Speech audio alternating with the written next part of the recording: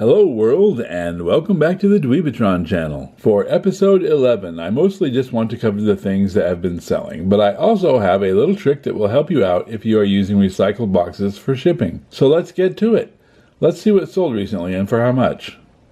Another black label opener sold, this time for $5.53. I'm not sure how many of these I've sold, but I believe that's the last black label. I still have a few other openers to be sold, but it looks like that one $5 purchase will have generated about $400 in sales by the time they're all sold.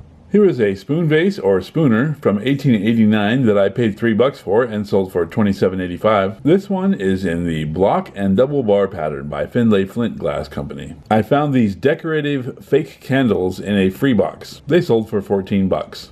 'Tis the season. Here is a tiny little coin I found, a 1919 Mexican 10 centavo piece, a bit smaller than a US dime.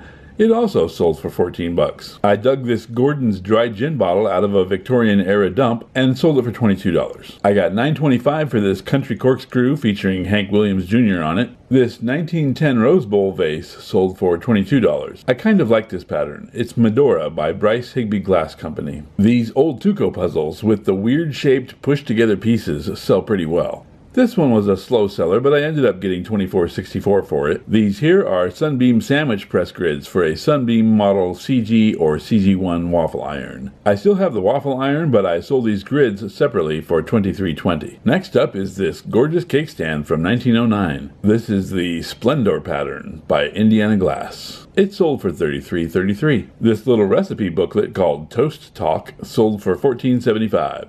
You may have seen this in an earlier video I made on how to package a small booklet like this. Yep, another opener sold. This one had the logo "It Has to Be Shasta" on it, and it sold for $6.98. This belt buckle featuring the Oscar Mayer Wienermobile sold for $17.44. And I also sold this tiny little bottle for $11.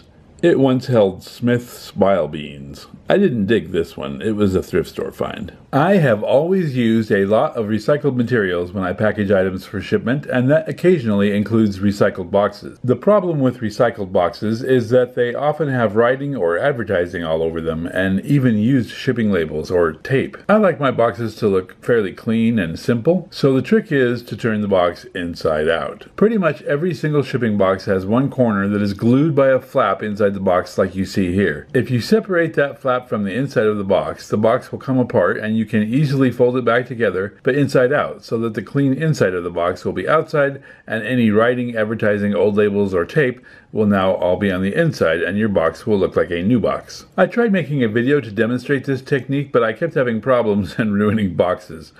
But with a little practice, it can be done very effectively. Apparently, I need a little more practice. Just take your knife and split this down the middle here by the flap.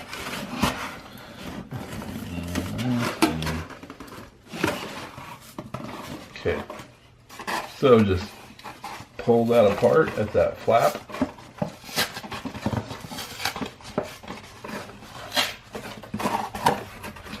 This one's being a little obstinate. Trying to be careful not to rip it too much. Go ahead and stop and do a different one. And if you pull this seam apart, which I'm going to try and do now, yep, there we go.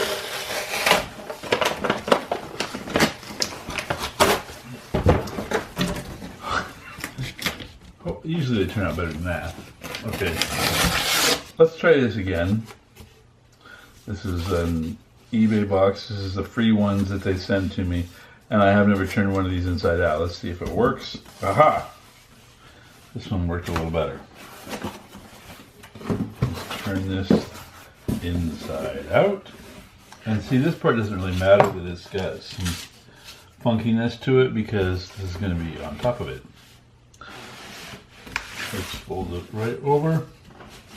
Make sure the edges are lined up nicely. And then just flip it down.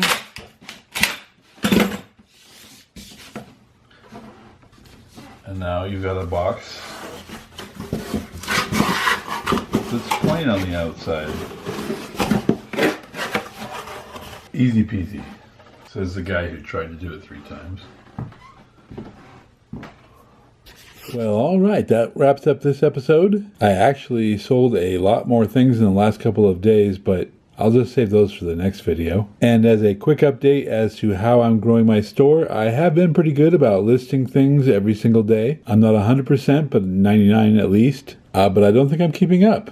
I think that things are selling faster than I'm listing them. I'm selling more than one thing a day. Of course, it is right before Christmas. I guess I'm going to have to keep working on listing more. Anyway, thanks so much for watching. Thanks for subscribing. Thanks for liking. Thanks for commenting. Remember, until next time, to take good care of each other.